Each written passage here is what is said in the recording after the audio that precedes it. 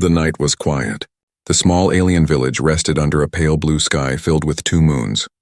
Most houses were dark, their doors locked, their windows shut. But one house stood at the edge of the settlement, away from the others. It belonged to the widow. She lived there with her little daughter. The girl was no more than 7 years old, with wide, curious eyes and a soft voice that often asked questions her mother never wanted to answer. The widow was not old. She still had beauty in her face, though her eyes carried heavy sadness. People in the village whispered about her. They said she was cursed. They said her family was doomed, because her husband had died in a way no one wished to speak of. Whenever the widow walked through the marketplace, people turned away. No one wanted to meet her gaze. Some feared her, some pitied her, and some hated her for reasons only they knew. The daughter did not understand this. "Why do they not smile at us?"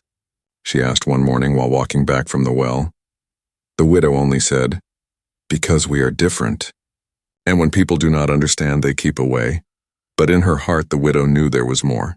She remembered the night her husband had died. The terrible noise outside their home, the growls, the crash of wood breaking, and the silence after. She remembered blood. She remembered running into the dark forest, holding her baby daughter in her arms, her chest burning with fear. No one believed her story. No one believed the shadow she claimed had taken her husband. So she stopped telling it. She carried her secret alone. Years passed, and though the fear grew weaker, it never left her. At night, when the wind moved through the trees, she sometimes thought she heard that same growl again. That evening, the widow sat by the small fire inside her home. The flames danced, throwing orange light across the walls. Her daughter was drawing shapes in the dirt with a stick. Outside, the wind whistled, and the forest seemed alive with whispers. Suddenly, the girl looked up. "Mama," she said softly, "someone is outside." The widow's body went cold. Her hand froze on the cup she held. She listened. At first, she heard only the fire crackle. Then a slow, heavy sound. Footsteps. Her mind raced. Could it be the shadow again? Could it have found them after all these years? She pulled her daughter close, holding her tight. The footsteps stopped at the door. Silence. Then a knock. 3 strong knocks. The widow's heart beat fast. No one ever visited at this hour. No villager dared come near her home at night. She wanted to stay silent, to pretend no one was inside. But the knock came again, louder this time. "Who is it?" she asked, her voice trembling.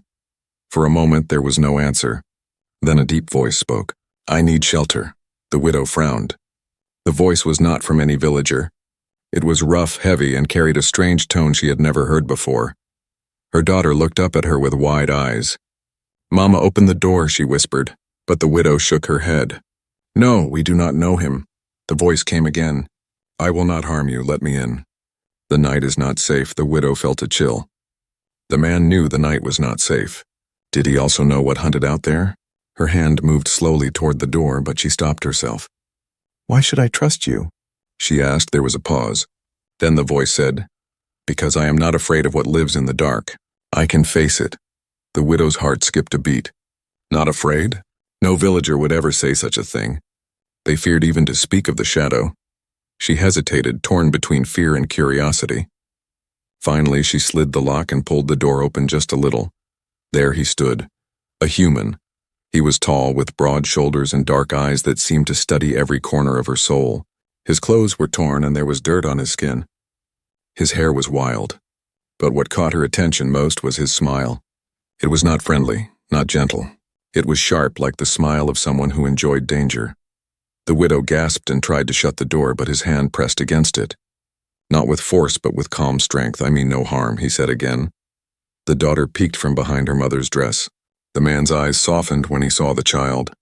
He lowered himself slightly, meeting the girl's gaze. "Do not fear me," he told her. "I have walked through forests darker than this night, and I am still alive." The girl tilted her head. "You are not like the others," she said quietly. The man chuckled. "No, I am not." The widow felt her breath grow heavy. She knew this man was dangerous. She could sense it in every movement, every word.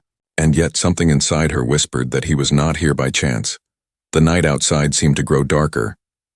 The trees bent with the wind. Somewhere in the distance a low growl echoed. The widow's eyes widened. She knew that sound, and in that moment she realized the stranger had not come for shelter. He had come because the shadow was returning. The stranger stepped inside the widow's home. The firelight revealed more of his face, more of his strange presence.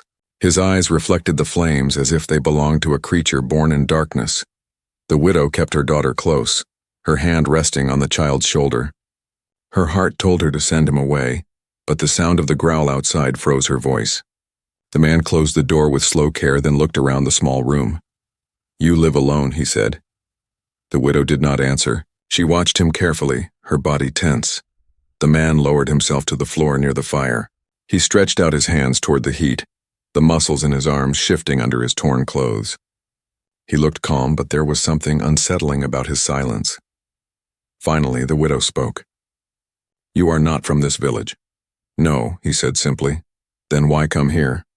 His lips curled into a smile.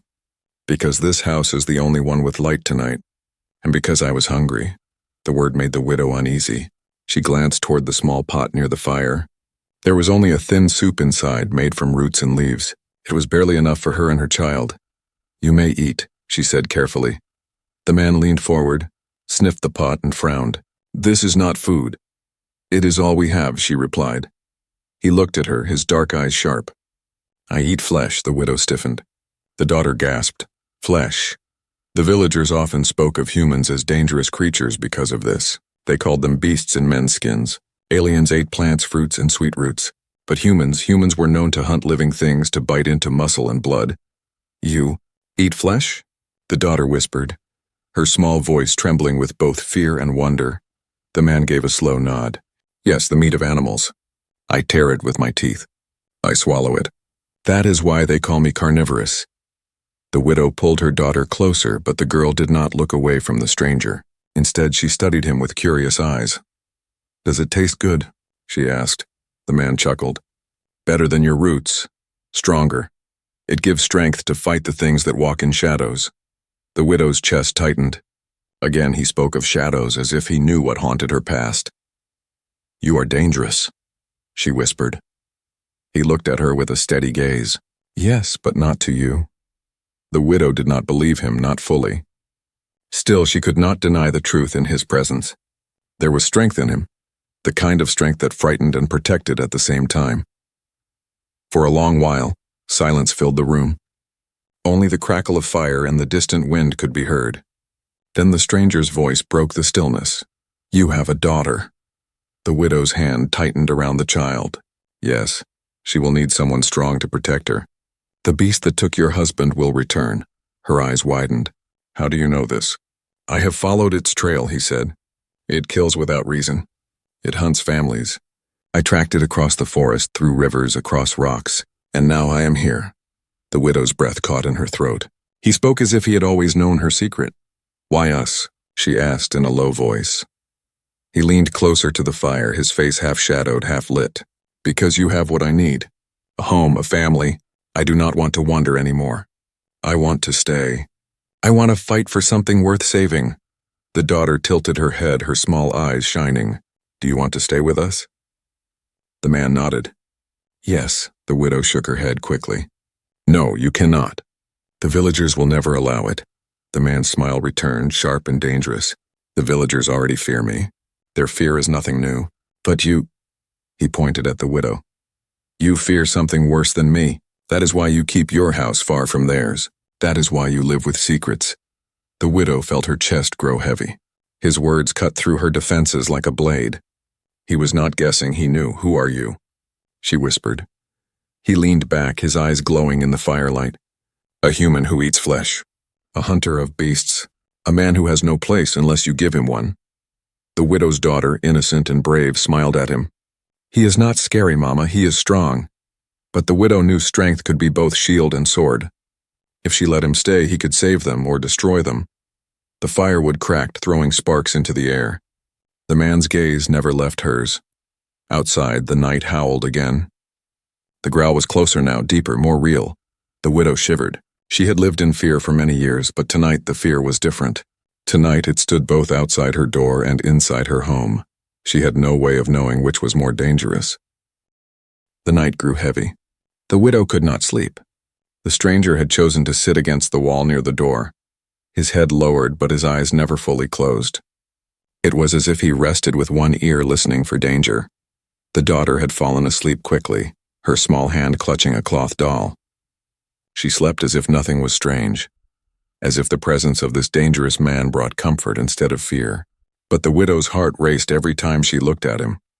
When the pale light of dawn crept into the room, the widow hoped he would leave. But he did not. He rose, stretched his arms, and looked at her with a steady gaze. "You must make a choice," he said. The widow frowned. "A choice?" "Yes." His voice was calm but strong. "I cannot stay as a guest. I cannot stay as a stranger. If I remain here, I must remain as more." The widow's breath caught in her throat. "What do you mean?" His eyes did not waver. "I mean to marry you." The widow froze. For a long moment she could not speak. Her lips parted, but no words came out. Her chest tightened as if the air itself had turned to stone. "You cannot," she whispered at last. "It is impossible." "Why impossible?" he asked, his tone sharp but curious. "Because you are human. Because you are feared. Because—" her voice faltered. "Because I do not know you." The man gave a thin smile. "Knowing takes time, but time is short. The beast is near. If I stay, I protect. If I go, you are alone. I do not come only as a guard. I come as husband." The widow's legs felt weak. She placed her hands on the table to steady herself. A part of her wanted to laugh at the madness of it. A stranger had entered her home in the night, and now he asked for her hand. But another part of her, the part that remembered the screams of her husband, the blood, the terror, knew his words carried weight. The beast would return. Alone, she could not fight it. The daughter, who had been stirring from sleep, sat up and rubbed her eyes. "What are you saying, Mama?" she asked in a sleepy voice. The widow swallowed hard. "He says, he wants to marry me." The girl blinked, then looked at the man. "You want to be my father?" The man's eyes softened slightly. "Yes," he said, "if you will let me." The widow felt a rush of anger rise inside her. She turned on him, her voice low and sharp. "You dare come into my home, speak of beasts, speak of danger, and now you dare ask for my hand? You are mad." The man did not flinch. "Mad, perhaps. But true, I will not beg. I will not trick. I will not hide my hunger, nor my nature. I eat flesh. I fight, I kill. But I also keep. If you accept me, I stand with you. If you refuse me, I leave now." The widow stared at him, trembling. "And if I refuse, will you tell the villagers my secret?" He shook his head. "Your secret is safe. But secrets do not stop claws and teeth. Secrets do not guard your daughter at night." The words cut deep. The widow turned away, her throat tight. The daughter, however, smiled. "I like him," she said with simple honesty. The widow closed her eyes. The innocence of her child both warmed and wounded her heart. She wanted to believe, but fear chained her. Later that morning, the villagers saw the man walking beside the widow's house. Whispers filled the marketplace. "Why is he there? Has she taken him in? Foolish widow, he will devour them both." The widow heard every word when she went to fetch water. No one dared speak to her directly, but the whispers clung to her like smoke. When she returned home, she found him waiting. He was sharpening a blade with a stone, the sound harsh and steady. "You hear their voices," he said without looking up. "Yes," she replied. "They will never accept me. They will never accept you if you accept me. Do you fear that?" The widow's lips tightened. "I fear many things, but I fear losing my daughter most of all." "Then let me guard her," he said simply. "Not as a stranger, not as a hired blade, but as family." The widow's heart pounded. A strange thought entered her mind. Perhaps this man was not here by chance. Perhaps fate itself had sent him. But fate could be cruel. That night, as the moon rose high, she sat awake, staring at the fire. The man sat across from her, silent, patient. Finally, she whispered, "If I say yes, what do you give me besides protection?" He leaned forward, his voice low. "A promise, that no matter what comes, I will stand and fight. That your daughter will not be alone. That your house will never be silent with fear again." The widow trembled. His words filled her with dread, but also with something she had not felt in years, hope. And still she could not answer. The fire burned low. Outside, the growl returned, louder than before. The man stood, blade in hand, his eyes fierce. "Decide soon," he said, "for the beast does not wait." The night wind carried whispers through the forest. The widow sat close to the fire, her daughter curled against her side. Across from them, the human sharpened his blade. the stone scraping in slow, steady strokes. The sound was like a warning. The widow could not rest. The proposal still echoed in her mind. Marry me. A stranger, a carnivorous human, had spoken such words as if it were the most natural thing in the world. She stared at him. He was calm, his face half shadowed by firelight. She wanted to demand answers, but fear pressed on her tongue. Finally, she forced herself to speak. You say the beast will return. How do you know this? The man stopped sharpening. His dark eyes lifted to meet hers. Because I have followed it. The widow frowned. Followed? Yes, for many nights. For many seasons. I have seen the bones it leaves behind. Families torn apart. Villages broken. I know its hunger. I know its path. Her heart raced. His words dug into her memory like claws. She saw again the night her husband died. The growls, the splintering wood, the scream that ended too soon. She had buried those memories deep, but the human pulled them back into light. You speak as if you were there, she whispered. His gaze sharpened. I was near. I saw your husband's death. I saw the blood on the soil. I saw the beast drag him into the dark. The widow's body shook. She had never told anyone the full story. The villagers thought she lied, that her grief made her see shadows where none existed. But this man, this stranger, knew you watched, she asked, her voice breaking. I hunted, he corrected, but I was too late. By the time I reached your house, the beast had taken him. I saw you run with your child in your arms. I did not stop you. I followed the beast instead. I swore that night I would kill it. The widow's breath came fast. Anger, grief, and fear mixed in her chest. Why did you never tell me? Why hide all these years? Because I had no proof. If I came then, you would have feared me as the others do. You would have locked your door. So I stayed in the shadows. I followed its trail. And now? His voice grew low, steady. Now the trail leads here again. The widow closed her eyes. A sharp pain filled her chest. The past she had tried to bury was alive once more, walking toward her door. Her daughter stirred, opening sleepy eyes. Mama, what's wrong? The widow held her close, kissing the top of her head. Nothing, child. Go back to sleep. But the human's voice cut through the silence. She deserves truth. She should know what hunts her family. The widow glared at him. No, she is only a child. The man's eyes burned with quiet fire. Children grow. Fear grows faster when hidden. The widow turned away. She hated his words because they were true. Later, when the child slept again, the widow sat alone near the doorway. The man joined her, his blade at his side. The forest was dark, filled with distant rustles. You carry grief, he said softly. She did not answer. You wake each night, listening for claws on the wood. She bit her lip, holding back tears. You think of him, the man continued. Your husband. His voice, his touch, the way he stood between you and the world. Her throat tightened. The man looked at her, his eyes unreadable. But he is gone. And the beast will come again. You can grieve forever or you can fight. She snapped at him then, her anger sharp. Do you think grief is so simple? That I can throw it aside because you tell me to? His voice stayed calm. No, but grief without action is death. I do not offer comfort. I offer strength. Take me as husband. And I fight not only for myself but for you and your child. The widow's hands trembled. His words frightened her more than the beast. He was asking her to bind her life to his, not out of love, but out of survival. The fire crackled, sending sparks into the night.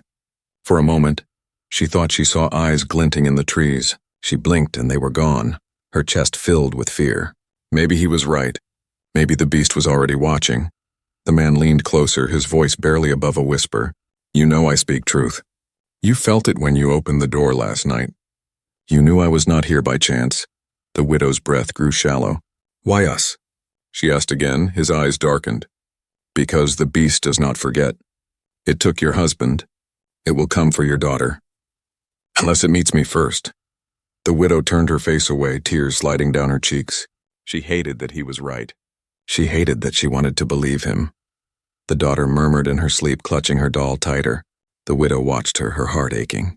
She would do anything to keep her safe, even this. But as she sat there, caught between fear of the beast and fear of the man, one thought chilled her blood. Which one was truly more dangerous, the monster outside or the carnivorous human inside? Morning sunlight spilled across the widow's small home. The fire from the night had died, leaving only a bed of gray ash. The widow moved quietly, her body still heavy with the words of the human. "Marry me, the beast will return." She wished those words were only dreams, but the memory of his steady voice lingered. Her daughter, however, was smiling. The girl ran barefoot to the man, who sat outside sharpening his blade once again. "Show me," the girl said. The man looked at her with curious eyes. "Show you what?" "How to use it," she replied, pointing to the blade. The widow's heart jumped. "No," she said sharply. She is a child, but the man shook his head. "Children grow. Better she learns to fight than to hide." The widow frowned, but the daughter's eager eyes softened her anger. The girl had lived in fear all her life, and for the first time, she showed curiosity instead of trembling. The man stood holding the blade with ease. He did not hand it to her. Instead, he drew a small stick from the ground and cut it cleanly in half. The sound of the slice made the girl's eyes widen. "Strength is not in the weapon," he said. "Strength is in the one who holds it." The girl nodded as if she understood every word. All that morning, the man trained her with a wooden stick, showing her how to stand, how to grip, how to swing. He was patient, correcting her when she stumbled, praising her when she copied his moves well. The widow watched from the doorway, her arms folded. At first, she wanted to drag her daughter back inside. But then she saw something unusual: laughter. Her daughter laughed when she tripped, laughed when the man teased her for being too slow, laughed when she finally struck the stick against his leg. The sound was light, free, like the sound of a child who had forgotten fear. The widow's heart ached. She could not remember the last time her daughter had laughed so freely. By noon, the girl was tired, her hands red from gripping the stick. The man gave her water and told her to rest. She sat near him, leaning against his arm as if it were natural. "You are strong," she said. The man chuckled. Strong enough. The widow could not ignore it anymore. She stepped outside, her voice low but sharp. "Do not give her hope. Do not tie her heart to yours. You are a stranger." The man met her gaze. "I am not tying her heart. She ties mine." The words struck her like a blade. She turned away, unwilling to admit how true they sounded. That evening, when the villagers saw the widow's daughter practicing with a stick, their whispers grew louder. "Look at her, learning from the human. She will become cursed like her mother. The child will be ruined." The widow carried water from the well, her face burning as the whispers followed her. She wanted to shout at them, to defend her daughter, but fear held her tongue. Back home, she found her daughter proudly showing the man her practice. The widow almost told her to stop, but when she saw the girl's bright smile, her anger faded into silence. Later that night, the widow sat alone while the man kept watch by the door. The daughter slept peacefully, her doll forgotten on the floor. "You should not encourage her," the widow said at last. The man's voice was calm. "You wish her to remain weak? To grow as prey?" "She is a child," the widow said again, her voice breaking. "She is more," he replied. "She is the reason you breathe. The reason you wake each day. If the beast comes, do you want her helpless? Or do you want her ready?" The widow's chest tightened. She hated his questions because she had no answers. The man's eyes softened. "She already trusts me. She already calls me father in her heart. Why do you resist what she has already chosen?" The widow turned away, tears burning her eyes. She wanted to hate him, but the truth gnawed at her. Her daughter was no longer afraid. Her daughter was stronger with him. The next morning, the girl ran to him again, laughing. She carried the stick proudly, ready for more lessons. The widow stood in the doorway, her heart torn between fear and hope. She remembered her husband the night he died, the helpless scream that still haunted her dreams. She had sworn she would never let her daughter live in such terror again. But here was this man, this carnivorous human, giving the child not terror but courage. For the first time in many years, the widow wondered if fate had sent him not to destroy them, but to rebuild what she thought was lost. And yet, as the sun rose higher, she noticed something in the trees beyond the house, a shadow that lingered too long, a glint of eyes watching. The beast was near, and soon the daughter's laughter would turn into screams unless the bond between them all became more than trust. Unless it became family. The forest had grown restless. Birds no longer sang in the trees. The wind carried the smell of rot, and even the smallest creatures seemed to vanish into silence. The widow felt it in her bones. The beast was near. The human sharpened his blade again, slower this time, his face hard with focus. The widow's daughter clung to her wooden stick, still proud of her training, but her small hands trembled. "Mama," she whispered. "Is it coming?" The widow pulled her close. "Stay quiet, child." But the man gave a firm nod. "Yes, it is coming, tonight." The widow's stomach turned to stone. She wanted to deny his words, but deep inside she already knew. The same chill that once stole her husband was creeping back into her home. As night fell, the villagers locked their doors and sealed their windows. The whispers had reached them too. No one offered help. No one came near the widow's house. They left her alone, as always, with her curse. The human stood tall in the doorway, his blade gleaming in the moonlight. His eyes searched the forest, unblinking. The widow approached him, her voice sharp with fear. "If it is true, if the beast comes, why stay here? Why not flee while there is still time?" The man's jaw tightened.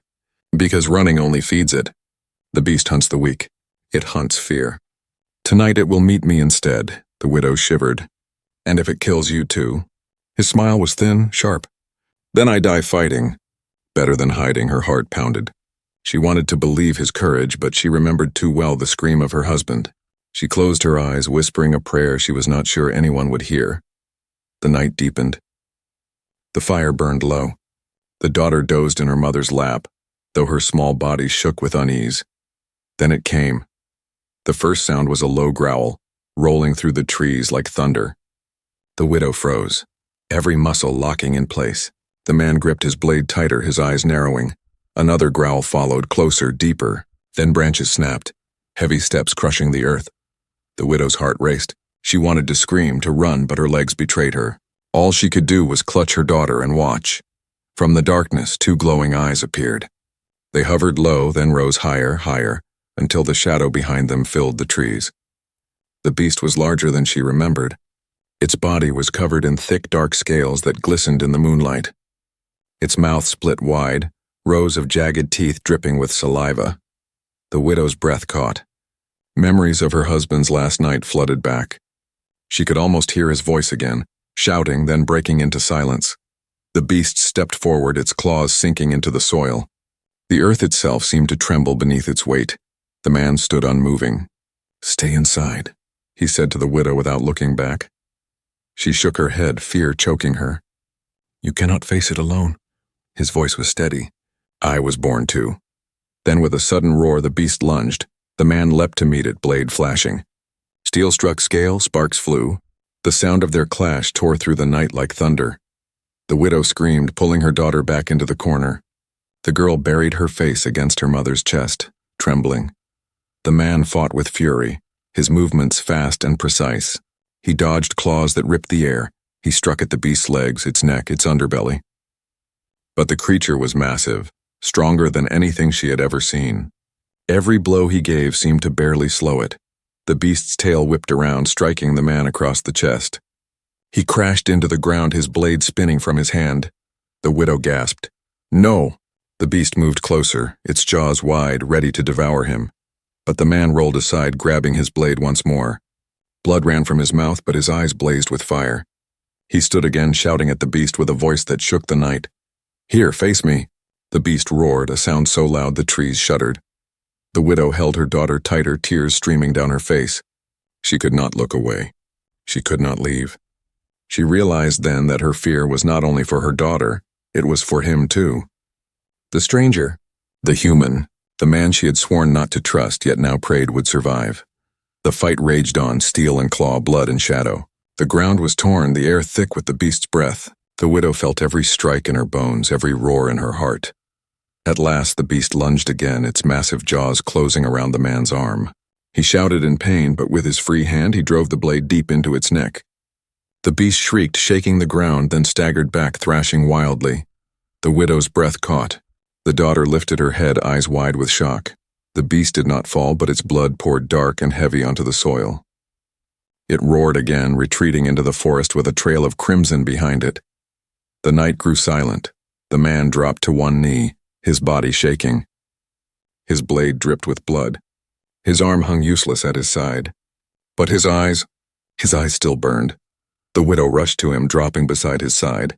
"You fool," she whispered, her voice trembling. "You could have died." He gave a weak smile.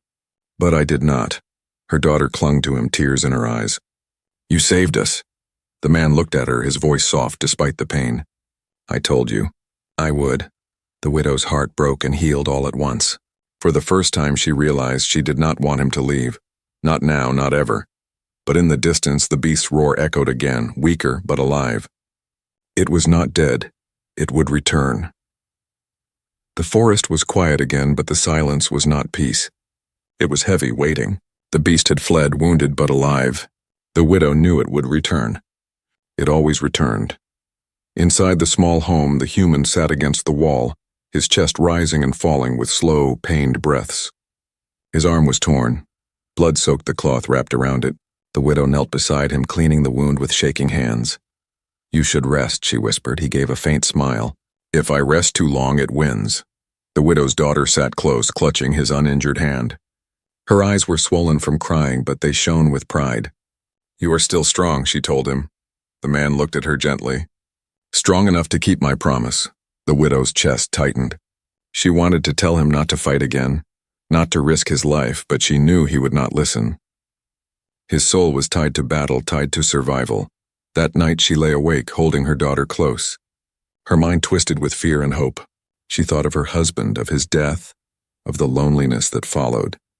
She thought of the human, of his strange proposal, of the way her daughter already trusted him, and she thought of the beast, always the beast. When dawn came, the human rose, his blade in hand. His body shook, but his eyes were steady. "It will return tonight," he said. The widow grabbed his arm. "You cannot face it again.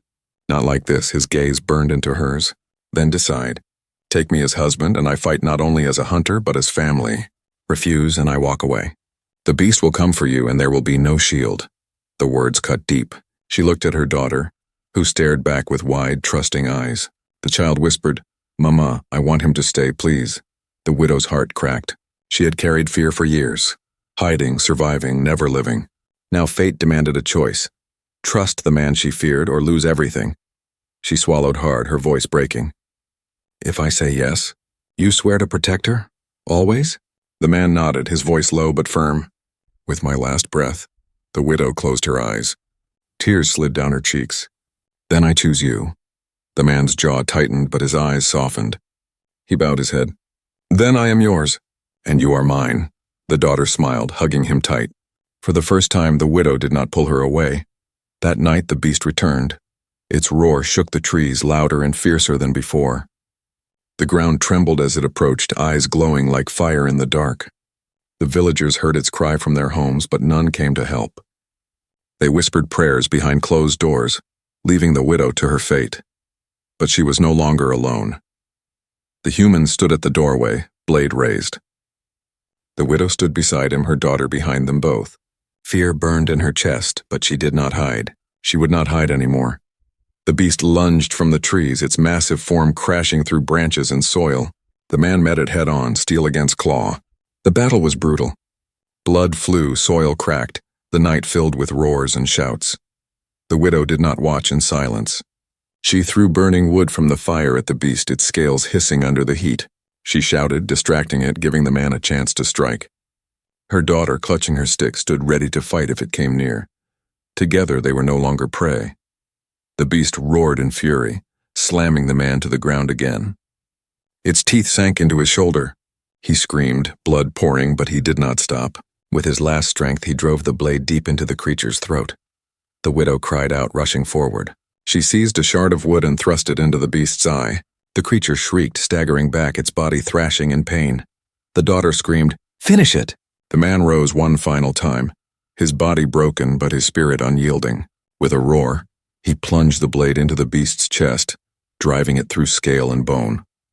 The monster collapsed, its massive body crashing to the earth. Its growl faded into silence. At last it was dead. The widow fell to her knees, trembling.